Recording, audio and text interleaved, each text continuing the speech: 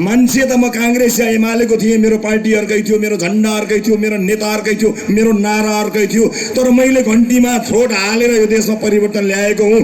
मेरो योगदान छ, यो देशको परिवर्तनमा मेरो योगदान छ, मेरो लगानी छ भनेर तपाईले वर्षौंपछि इतिहासको सुनौलो पन्ना पल्टाएर भन्न सक्ने गरी इमानदारीपूर्वक काम गर्नेछौँ। म यति भन्न चाहन्छु यहाँहरूलाई। यो भन्दा धेरै मैले भन्नुपर्ने केही छैन।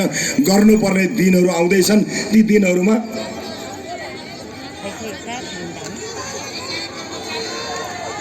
अब भ्रष्टाचारको कुरामा, निर्मम हुने कुरामा मैले अस्ति नै भनिरहेको थिएँ, हामी दुईजनाको अनुहार हेर्नुहोस् न, हामीले नगरेको आँट कसले गर्ला?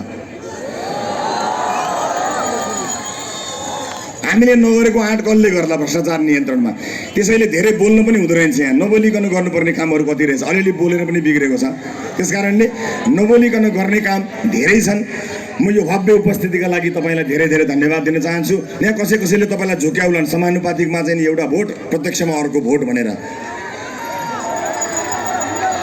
बहुमतको सरकार प्राप्त गर्नका लागि प्रत्यक्षमा पनि घन्टी, समानुपातिकमा घन्टी घन्टी, सबैतिरबाट घन्टी। कुनै दललाई सप्रन मन छ, सुध्रन मन छ भने 5 वर्ष प्रतिपक्ष, सडकको प्रतिपक्ष बनेर सपिएर आउन्। हामीले खराब गर्यौँ भने तपाईँका लागि तिनै विकल्प बनाउन्। यसपटक मात्र घन्टी घन्टी, यहाँ पनि त्यहाँ पनि घन्टी, सबैतिर घन्टी बजाउनु होला। म यति भन्न चाहन्छु यहाँहरूलाई। यो उपस्थितिका लागि फेरि पनि धेरै धेरै धन्यवाद दिन चाहन्छु। भ्याएसम्मका ठाउँमा पुग्ने कोसिस हाम्रो जारी छ। कहीँ कतै पुग्न सकेनछौँ भने हाम्रो तर्फबाट तपाईँहरूले घर घरमा गएर मत मागिदिनु पर्नेछ। हाम्रा लागि, तपाईका लागि, आफ्ना लागि र भोट हाल्न तयार भइदिनु पर्नेछ। यो चुनाव सारौँ भन्नेहरूलाई म यति भन्न चाहन्छु, सार्नेले 4 दिन ओर सारौँ, हामीलाई ठिक छ। 4 दिन पनि अलि लामो भयो। यो सारो चुनाव गरौँ, चुनावले दिएको परिणाम स्वीकार गरौँ, देश अगाडि बढ्छ, लोकतन्त्रको